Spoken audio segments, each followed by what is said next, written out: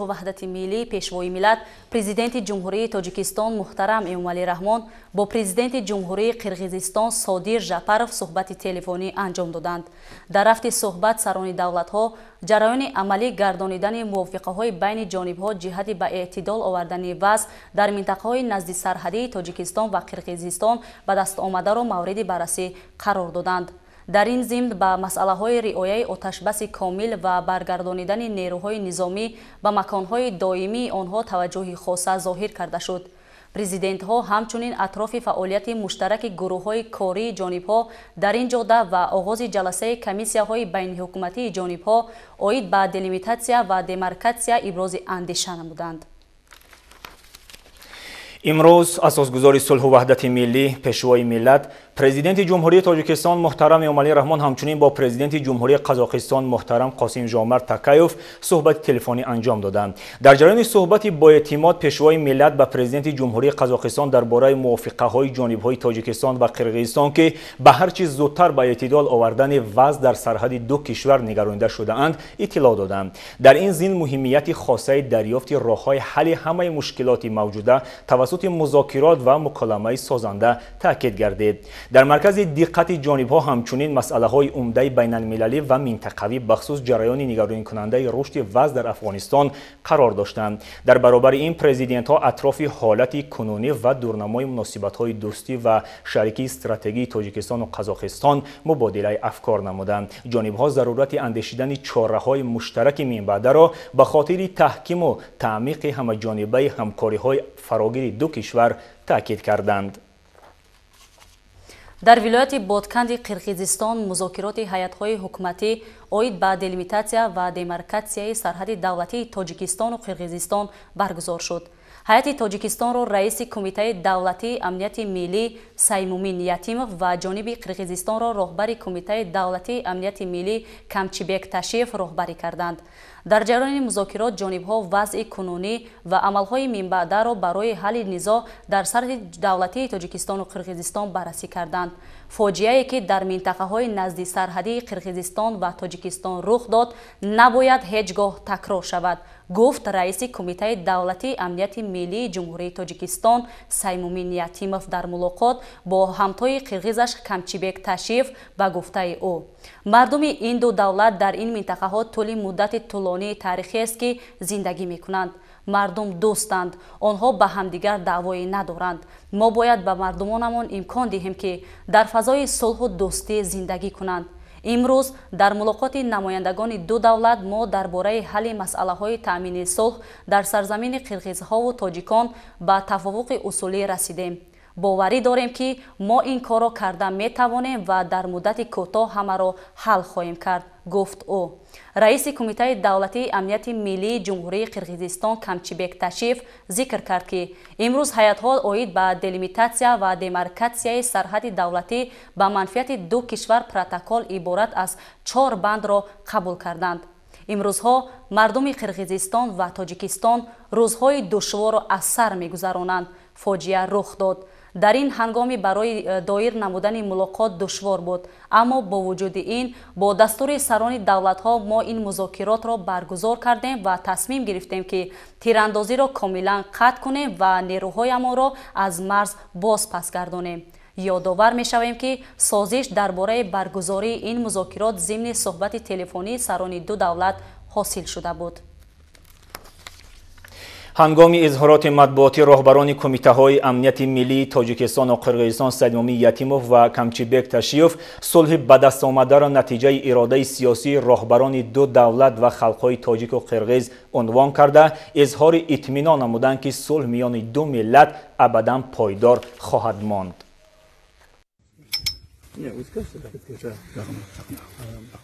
Дорогие друзья, мы сегодня собрались в Государственной комиссии по делимитации, демаркации государственных границ между Республикой Таджикистан и Киргизской Республикой для того, чтобы решать все возникающие проблемы, споры, которые остались для наших народов, для наших государств от истории.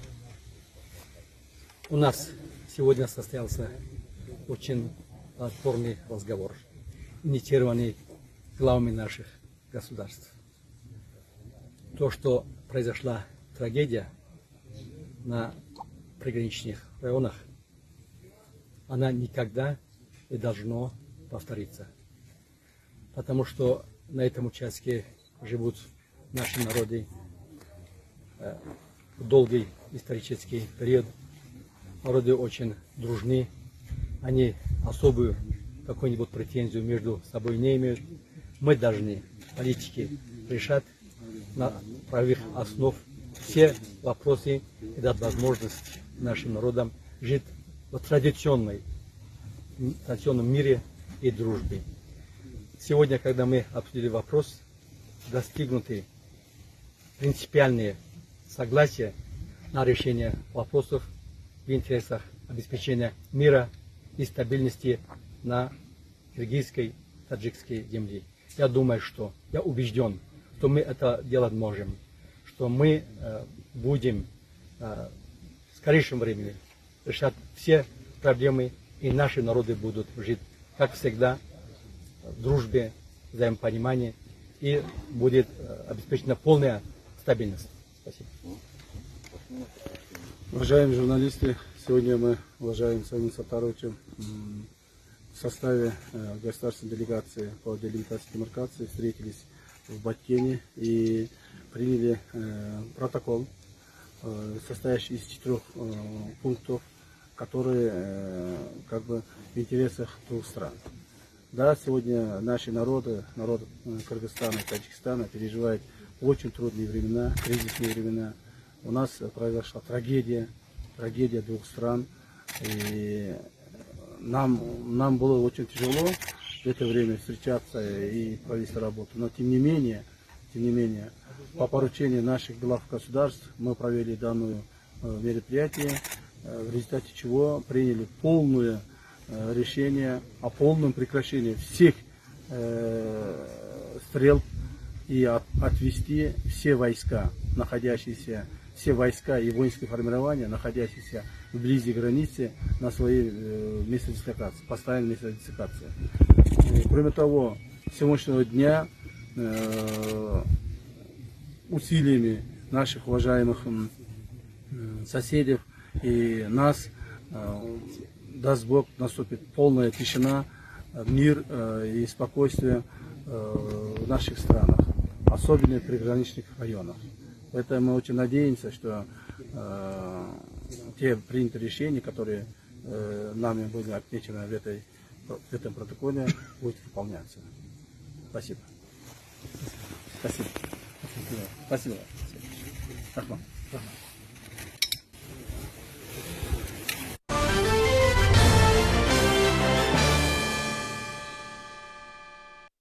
ҷиҳати иҷрои дастуру супоришҳои асосгузори Сулҳу ваҳдати миллӣ пешвои миллат, президенти ҷумҳурии Тоҷикистон Муҳтарам Эмомалӣ Раҳмон чанд вақт боз дар мамлакат фестивали ҷумҳуриявии садранги Чакан идома дошт ва имрӯз ин тадбири фарҳангӣ дар пойтахти кишвар шаҳри Душанбе ҷамъбаст гардид.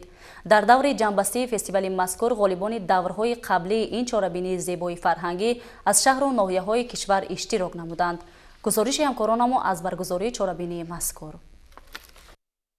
либосҳои миллӣ ва муосир барои кӯдакону наврасон, ҷавондухтарону ҷавонписарон бо ҳамин мазмун тадбири мазкур давоми чанд муддат дар шаҳру ноҳияҳо ва вилояти мухтори кӯҳистони Бадахшон, вилоятҳои Суғду Хатлон ва шаҳри Душанбе идома дошт ва акнун имрӯз бо баргузории як ҳамоиши фарҳангии сатҳи баланд дар пойтахти кишвар шаҳри Душанбе ҷамъбаст гардид. Дар расми интиҳои тадбири фарҳангӣ муовини сарвазири Тоҷикистон Матлубахон Саториён, роҳбарияти кумитаи кор бо занон ва оилаи назди ҳукумати ҷумҳурии Тоҷикистон ва дигар намояндагони кумитаву идора ва шаҳру ноҳияҳо иштирок намуданд. қобил ба зикр аст ки фестивали ҷумҳуриявии садранги Чакан бо фарогирии тамоми манотиқи кишвар дар 3 давра шаҳрию ноҳиявӣ, вилоятӣ ва ҷумҳуриявӣ баргузор шуда, дар даври ниҳоӣ он ғолибони даврҳои қаблӣ иштирок намуданд. шомил шудани Чакан ба яке аз рӯйхатҳои бонуфузи ҷаҳонии ЮНЕСКО ин боз ҳам аз таърихи кӯҳан доштан, аз фарҳанги бою ғанӣ доштани миллати тоҷик шаҳодат медиҳад.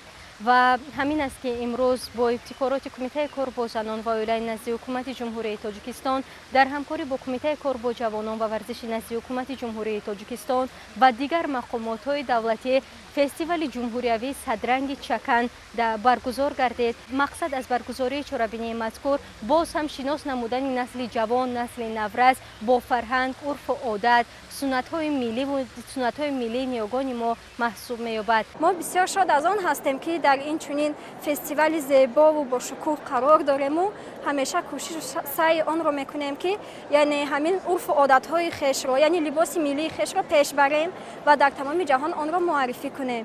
جوان دختران و جوان پسران و بانوان زیبای توجیک در این برنامه دلنشین فرهنگی سر و لباس توجیکی را وابسته به کسب و کار و موسم سال با آرایشات ملی توسط هنری والا و ترانه و رقص منظور اشتراکداران فستیوال نمودند. در فستیوال جمهوریوی صدرنگ چکن طراحان و دوزندگان و ایجادکاران و رسامان هنری والای خود را در 6 نامیناسیون نمایش لباس قدیمی چکن، لباس‌های کودکانه، لباس روزمره، نمایش لباس‌های ادانه و لباس‌های رسمی پیشنهاد نمودند. رفتی مراسم امروزه را بهترین کارشناسان نظارت و داوری نموده به غالبان و جایزه‌داران تحفه‌ها تقدیم کرده شد.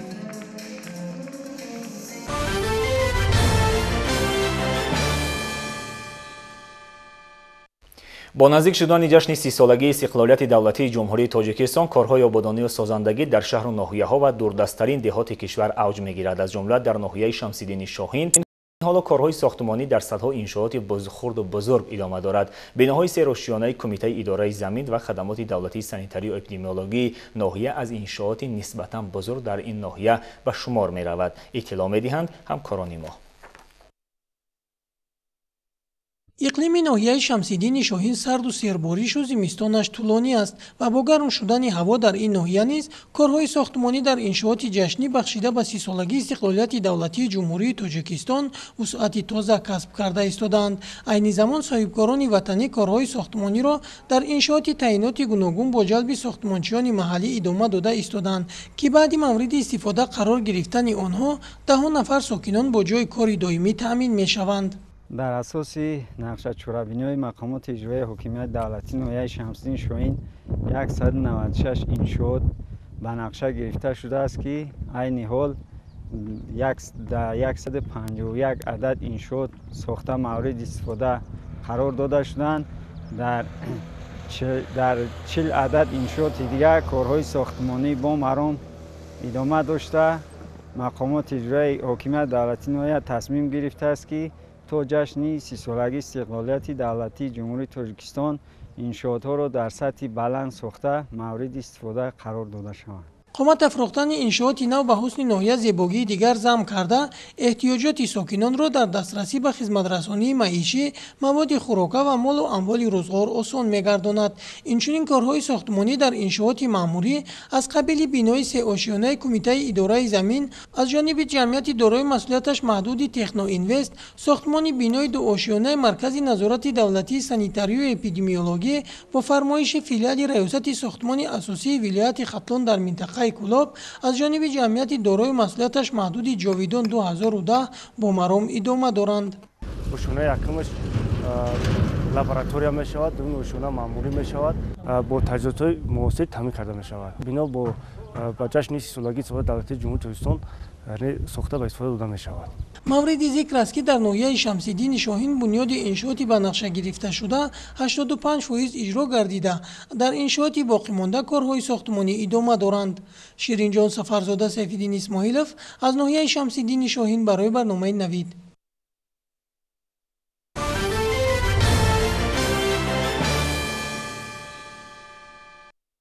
دهقانان و خوجگیداران شهر و نواحی ولایت ختلان امروزها کارهای موسمی را در صحرا وسعت می‌دهند. یکی اگر سرگرم جمع‌آوری حاصل گرمخانه‌های موسمی باشد، دیگر زمین‌های نرم کرده اش را کشت می‌نماید. با همین راه کار در صحرای ولایت سرعت گرفته، بازارهای مملکت نیز با محصولات تر و تازه بروقتی تامین می‌گردد. یک گروه کشاورزان ناحیه وخش و جمع‌آوری زراعت زودرس بهاری قلفینی آغاز کردند. موضوع را همکارانمان ادامه می‌دهند. قلفینای پروران جماعت شهرک کیروف نوحیه وخش در این شب و روز بسیار پرکار و سرتشویشند، چون با استفاده از هوای گرم و آفتابی منطقه حاصل فراوان این میوه بهاری را غون می‌دارند. همین است که هر یک سری قدم در حدود این جماعت امروزها میتوان دهقانان را مشغول کار و تاجران را بنده خرید دید. حاصل نغزای چین دستیم همینجا آوردستیم خیلی همینجا بردستای از سر زمینم بردستای یکون کم بوده نیست همش نغزای. من ما خوجاد اومدگی من همین کلوبنیکوی گرفتوسیم من دهقانو من بیچاره دهقانو هم کار کردم همینا با آسان شاید سه بردوسیم. اونم خیلی مهنتکش همین کار کردیم بازارهای خوجند من تامین کردیم همین محصولات خود تاجیکستان کتی میخواهیم که همین بسیار شود که محصولات تاجیکستان ارزانی شود همین تامین کنیم همینجا. با گفته دهقانان جماعت مذکور این نمود میوه زمینی کم خرج و سردرآمد بوده نسبت دیگر زراعت‌های خوجگی قشلاق تیزتر میرسد. از این رو ایشان هر یک پوچه زمینی در اختیار داشته را ثمرناک استفاده برده کشتی توتی زمینی را به راه ماندند. همون سالی که خودم میشناسم همین در همین زمین با قلفینای پروری مشغولیم. سال پیشتر در زمین‌های نزدی حولگی میکردیم. آن که شکرانه استقلالیت شکرانه پیشوای معظم ملت امالی رحمان که همین زمین از 10,009 این جانب با ما دهقانان وابسته کرده است.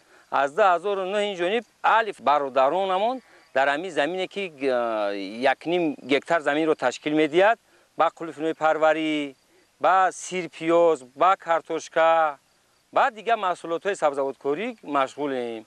واقعا باشندگان جماعت شهرک کیروف نوحیه وخش در برابر کشت و کار دیگر نمود زراعت خوجگی قشلاق با پرورش قلفینه مشغول شده. سالهای آخر قسمی بیشتری بازار و دکانهای جمهوری را در دلخواه فصل سال با قلفینه خوشمزه و بصفت تامین می‌نمایند. همچنین زحمت شبانه روزی ایشان را تاجران وطنی خارج از کشور هم میبرند. صفاتهای خودمو همش نغز تمامش اینی ما وابشه با دیگه چه با انی دیگه همسایه ها من با تامین ما وابشه با نقصتر هر سالی من همین تقسیم میکنیم همین بازارهای من تاجیکستان رو ما تامین میکنیم من با همسایه با دولت های همسایه میگیرم با من دستگیری میکنیم با اونا برده میرسونیم دولت های همسایه با کمتون.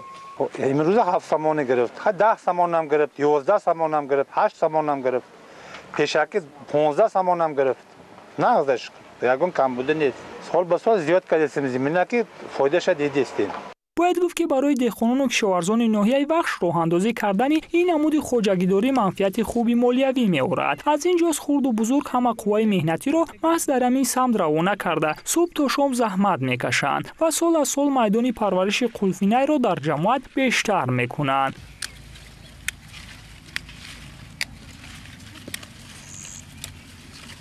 در جماعت شهرک کیروف در میدان 390 هکتار کشتی قلفینه گذرانده شده است که نسبت به سال گذشته زیادتر است. زیاده از 15 روز شد که چینکچیان و دهقانان همین محصولات برنج به دست آورده خود را به بازارهای جمهوری تاجیکستان پیشکش کرده ایستادند. با ادعای کشاورزان مهنت صافدلانه و رعایت قاعده‌های پرورش توتی زمینی و مساعد بودن باد و هوای منطقه با آنها امکان می‌دهد تا حاصل دلخواه به دست آورند. بعد حاصل ماه اپریل مای ما 5 سوتیخ 10 سوتیخ همین نیهول امیره توزه میکنیم علف‌های بیگانه. بعد این چوبک کلتواسا کرده نیهول پرتوی داو پرتوی سر میکنه قلفنوی داو پرتوی سر میکند ای ماه آگوست ای یکم تا پنجمش ما همی گذراندن بعد دیگه زمینی نو سر میکنیم با قدر استفاده بری زمین رسیدن در کار.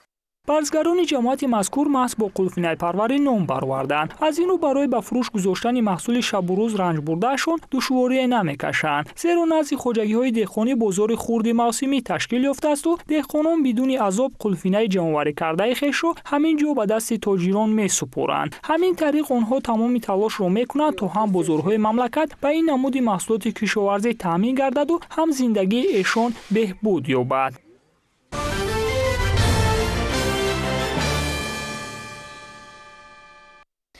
در ناحیه‌های وادی رشک اقلیمی نسبتاً سرد دارند کشت کارتوشکا اکنون اوج می‌گیرد. از جمله در منطقه‌های هاییت ناحیه رشک اکنون در خوجگی‌ها و زمین‌های نزد حولگی ساکنان کارتوشکا کشت کرده می‌شود. طور همکاران ما اطلاع می‌دهند کارتوشکا پروری اساس اقتصادیات جماعت هاییت را تشکیل می‌دهد و ساکنان این جماعت همساله برای به دست آوردن حاصل فراوانی کوشش می‌کنند.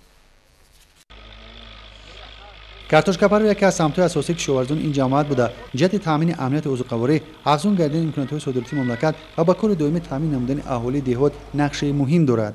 ҷиҳати иҷрои дастури супоришҳои асосгузори сулҳу ваҳдати миллӣ пешвои миллат, президенти ҷумҳурияи Тоҷикистон муҳтарами Эмомалӣ Раҳмон оиди зиёд намудани майдонҳои кишти картошка, самарони истифода намудани заминҳои назди ҳавлигӣ сокинони ин ҷамоат дастҷамона заҳмат мекашанд.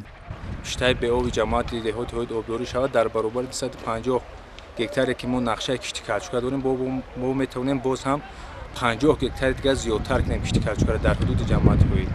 аз ҳисоби тухми картошка мардум аз ҳисоби ноҳияи лахш ва аз ҳисоби соли гузашта мардум захираҳо доштанд, харидорӣ кардагиянд. бо тамоми бигем ки тракторҳо таъмин ҳастанд. ҷамоати деҳоти ҳоид 20 трактор ҳаст ки дар тамоми хоҷагиҳо кор ва фаъолият карда истанд. сокинони ин ҷамоат баҳри ба даст овардани ҳосили фаровон заҳмат кашида дар ин замин картошка, сабзӣ, пиёз киш намуда бадин васила зиндагии худро пеш мебаранд. сокинони ҷамоати деҳоти ҳоити ноҳияи Рашт дастурҳои пешвои муаззами миллатро амиқан дарк намуда баҳри иҷрои саривақтӣ ин супориши муҳим дар таъмини амнияти ӯзуқавории мамлакат саҳми муносиб мегузоранд. ман 20 соти заминро киш мекунам. پارسال همین زمین رو کش کرده بودیم 10 تن کارشکا گرفتیم بالاخره تخمش با جمع آوری کردیم برای سال امسال با در برابر همین در همین نزد حوالیگیمو باغ داریم سبزی میشنیم پیاز میشنیم دیگر محصولات رو میشنیم کدو همین سبزی ما با یگان چیز محتاج نیستیم و همین حسابی دهقانیمو زندگی برده ایستادیم یگان مشکلی نداریم یگان وجب زمین خالی نمیمونه هر سال زمین ثمراناک استفاده میبریم یگان وجب زمین خالی نمیمونیم پارسال 30 سوتق بود امسال 50 تاش می‌نیم پارسال 30 قاب آرد گرفتیم 200 کیلو روغن گرفتیم برنج گرفتیم خب همه شرایط زندگی ما حساب همین ذخیره ساکنان این جماعت زمین‌های نزدی حولگی‌شان را ثمراناک استفاده برده برای تامین احتیاجات عائله خود در آن همه نمود سبزیجات و میوه‌جات را کشت می‌نمایند.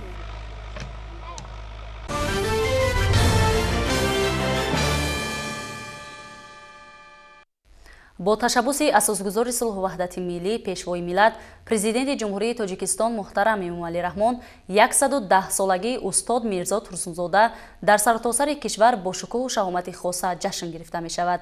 дар шаҳру ноҳияҳои мамлакат бо иштироки васеъи сокинон, кормандони касбу кори гуногун ва доираҳои адабии ҷумҳурӣ ҳамоишҳои илмӣ адабӣ гузаронида шуд.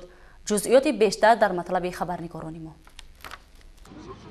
با مقصد بزرگداشت شاعر شهیر ارباب برجسته جمعیتی و سیاسی قهرمان تاجیکستان شاعر خلق تاجیکستان برنده جایزه‌های بین‌المللی و دولتی استاد میرزا ترسونزاده مقامات اجرایی حکومت دولتی شهر ترسونزاده با اشتراک یک قطار عالمان و شاعران در موضع میرزا ترسونزاده وصف صلح و دوستی کنفرانس علمی و ادبی برگزار شد. نخست مهمانان را محصلین مؤسسه‌های تحصیلات میانه عمومی، کارمندان کسب و کار گوناگون و هنرمندان خانه فرهنگ نزد مقامات اجرایی حکومت دولتی شهر ترسونزاده با تشکیل نمایش هنرهای مردمی و شعر و ترانه‌های جالب صمیمی پیشواز گرفتند. مهمانان نخست در آثارخانه مرکزی شهر ترسونزاده با تاریخ باستان و معاصر خلق تاجیک شهر ترسونزاده و حیات و فعالیت شاعر شهر استاد میرزا ترسونزاده شناس شدند. آنان با آثار گران ارزش به میراث گذاشته ملت تاجیک از جمله بازیافت‌های یادگاری‌های دوره‌های گوناگون تاریخی شروع از عصر سنگ دوره به دوره تا زمان معاصر هنرهای مردمی اینچنین دستاوردهای زمان استقلال در ساحه‌های علم و معارف فرهنگ تندرستی و ورزش شناس گردیدند. بعداً در کاخ دوستی شهر ترسونزاده کنفرانس علمی و ادبی در موضوع میرزا ترسونزاده وصف صلح و دوستی برگزار گردید. معاون یکم رئیس شهر ترسونزاده استان‌زاده سید مومن از نام مقامات اجرایی حکومت دولتی شهر ترسونزاده اشتراکداران کنفرانس را به دیار شاعر خیرمقدم گفته ابراز داشت که برگزاری کنفرانس جمهوری علمی و ادبی در زادگاه شاعر باعث سرفرازی کلی همگران استاد به حساب رفته همچنین نشانه تنتنه صلح و امانی و دوستی و برادری ارزیابی می‌گردد. دور به موضوع زن، مادر و مقام اجتماعی او در ایجادات میرزا ترسوزاده ضمن معروضه‌های معاون رئیس حزب خلقی دموکراتیک تاجیکستان خیرنیسا یوسفی شرح توضیح گردید.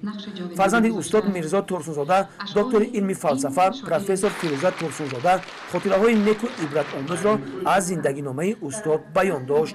شاعره شیرین کلام گلرخسار صفیه و دایر به مکتب بزرگ ادبی استاد سخنرانی نموده پیشنهاد داشت که همساله در شهر ترسوزاده با مقصد بزرگداشت شاعر و جلب نسل جوان به شعر و ادبیات آزمون بهترین شعر صلح برگزار گردد. در آخر از جانب محصلین مؤسسه تحصیلات میانه عمومی و کارمندان خانه فرهنگ نزد مقامات اجرایی حکومت دولتی شهر ترسوزاده یک برنامه کنسرتی برگزار گردید. ساکنان ناحیه شهرینه با تشکیل نمودن یک برنامه جالب و رنگین 110 سالگی استاد میرزا ترسوزاده را قید نمودند. نخست در درآمدگاه این باغ یارمارکه فروش کتاب تشکیل کرده شد که از آن ساکنان کتاب‌های دوست داشته‌شان را خریداری نمودند. بعداً چاره‌بینی فرهنگی و فراغتی دایر گردید. در چاره‌بینی شاعران نویسندگان شناخته مملکت، نمایندگان اتفاق نویسندگان جمهوری تاجیکستان، کارمندان ساحه‌های گوناگون، جماعت و دهات، محصلین مؤسسه‌های تحصیلات میانه عمومی و دایره وسیع ساکنان ناحیه شهرینه اشتراک نمودند. سرور رئیس ناحیه شهرینه با سخن برآمدن مهمانان را به دیار شاعر خیرمقدم گفت قید نمود که مقامات اجرایی حکومت دولتی ناحیه این گلباغ و مجسمه قهرمان خلقی تاجیکستان میرزا ترسوزاده که سال 2001 بنیاد گشته است پورا از نوسازی کرده در دوره 30 سالگی استقلال دولتی جمهوری تاجیکستان به ساکنان اینجا تحفه کرده شد. همچنین در گرد و اطراف این باغ فرهنگی فرآغتی که مساحت 0.30 گکتار را تشکیل می‌دهد از طرف مؤسسه کمونالی اداره و تشکیلات و شعبه حفظ محیط زیست ناحیه صدها گل‌های آرایشی درختان همیشه سبز شینانده شده است. همچنین برای فراغت و استراحت ساکنان در این باغ فرهنگی و فراغتی دیگر واسطه‌های دلخوشی نیز نصب کرده شده است. در آخر چهاربینی از طرف کارمندان شعبه فرهنگ، خوانندگان مکتب موسیقی و مؤسسه‌های تحصیلات میانه عمومی ناحیه یک برنامه کنسرتی پیشکشی حاضرین گردانیده شد. бахшида ба 110 солагии шоири сулҳпарвар қаҳрамони тоҷикистон устод мирзо турсунзода дар қасри фарҳанги ноҳияи данғара ҳамоиши илмӣ адабӣ бо иштироки намояндагони мақомоти иҷроияи ҳокимияти давлатӣ устодону муҳассилини донишгоҳу коллеҷҳо муассисаҳои таҳсилоти миёнаи умумӣ ва дигар неҳодҳо баргузор гардид. дар ин чорабинӣ дар мавзӯъҳои нақши мирзо турсунзода дар рушди адабиёт шоирро аз сӯхтан дори хабар мирзо турсунзода мунодии сулҳ ва дигар мавзӯъҳои пурмуҳтавое ки аз ҷониби маърузатчиён пешкаш гардид қобили қабули иштирокчиён гардид.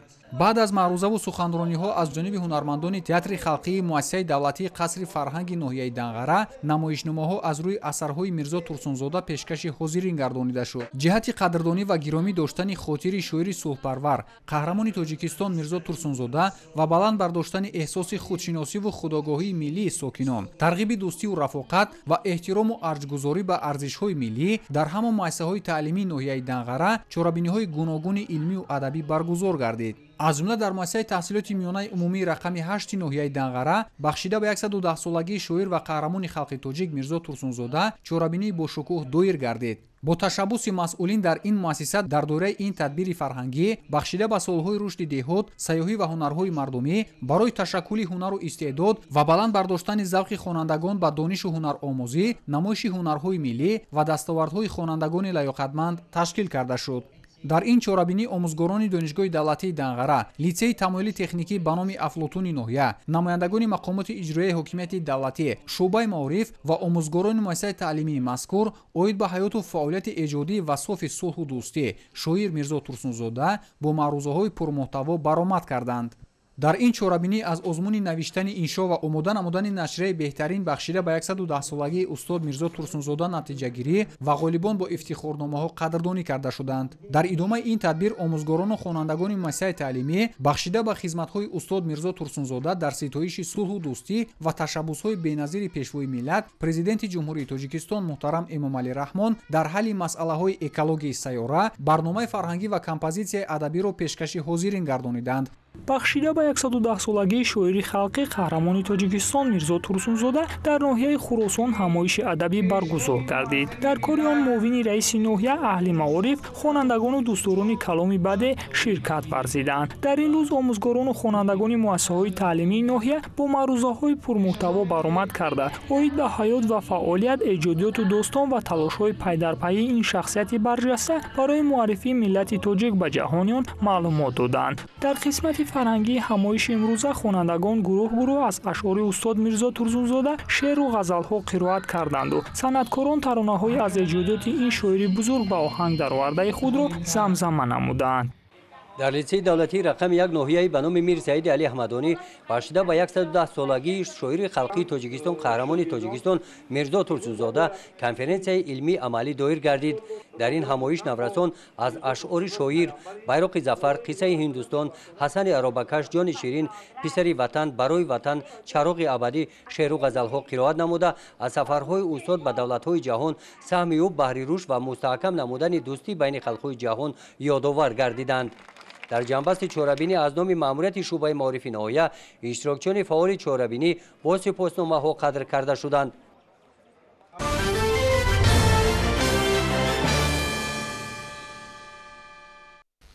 شامی دیروز در نزد بینای تئاتر اپرا و بالت به نام صدرالدین عینی برنامه با شکوه کنسرتی برگزار گردید. گروه معروف سپرانو ترکی از فدراسیون روسیه برای مهمانان و ساکنان پایتخت هنرنمایی کردند. تفصیلات بیشتر در تهیه همکارانمان.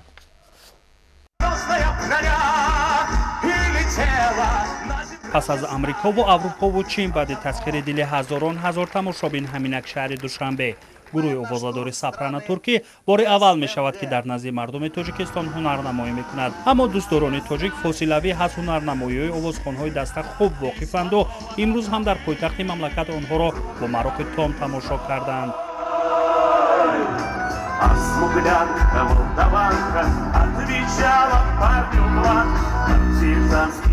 همینک سال چهارم می شود که سپرانو ترکی زیر عنوان سرود غلبه به کشورهای مختلف سفر می کند و روی صحنه اساساً آهنگ‌های را زمزمه و بازخوانی می کنند که در سالهای 40 قرن گذشته محبوب و شهرتمند بودند.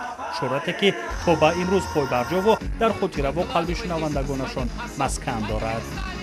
Мы видим грандиозную гармонию с людьми и понимаем, что мы на верном пути, мы предоставляем им правильный продукт, правильную песню и всегда искренне раскрываем всю свою душу. И я думаю, что люди это чувствуют. برای تماشای برنامه فرهنگی شماره زیادی مهمانان و ساکنان شهر دوشنبه آمدند و زیر کفک و شادی و سرور مهمانان را استقبال گرفتند. واقعیت مسئله موسیقی سرحد ندارد اینجا بار دیگر اثبات خود را یافت، زیرا این هنرنمایی دل همگی اشتراکشان را تسخیر کرد و خاطره خوب را برای تماشابینان هدیه نمود. Всемирно известный ансамбль Михаила Турецкого осуществляет турне по многим странам, не только Центральная Азия, Европа, Соединенные Штаты. Я думаю, что все зрители, которые находятся здесь, в Душанбе, с удовольствием послушают прекрасное выступление наших артистов. در دایره طرح سرود غلبه سرود و ترانه‌ها با 7 زبان سراییده می‌شوند و از این برنامه تماشابینان ما هم توانستند بهره بر گردند. این آغاز گشت هنری یا تورنه دسته آوازادار در روسیای مرکزی بوده است و به اقرار خود هنرمندان از تاجیکستان و مخلصان تاجیک نیرو و توان تازه گرفتند تا در دیگر کشورهای منطقه برآمد کرده و آنها را هم تسخیر نمایند.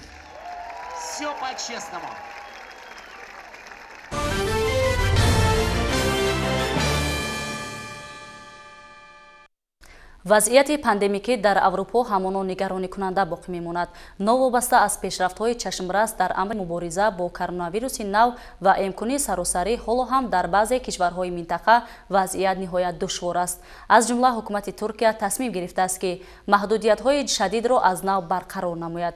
шарҳи чанд хабари хориҷи кишварро дар саҳифаи навбатии барномаи мо тамошо кунед.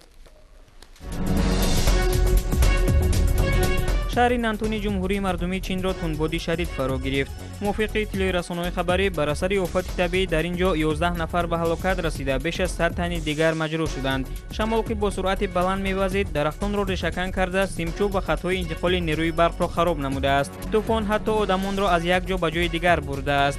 در پی تندباد در شهر نانتونی جمهوری مردمی چین، رعد و برق به عمل آمده ژاله باریده است. وابسته به آفات طبیعی، گروه‌های نجات‌دهی 3000 نفر را به جای‌های امن تحویل دادند.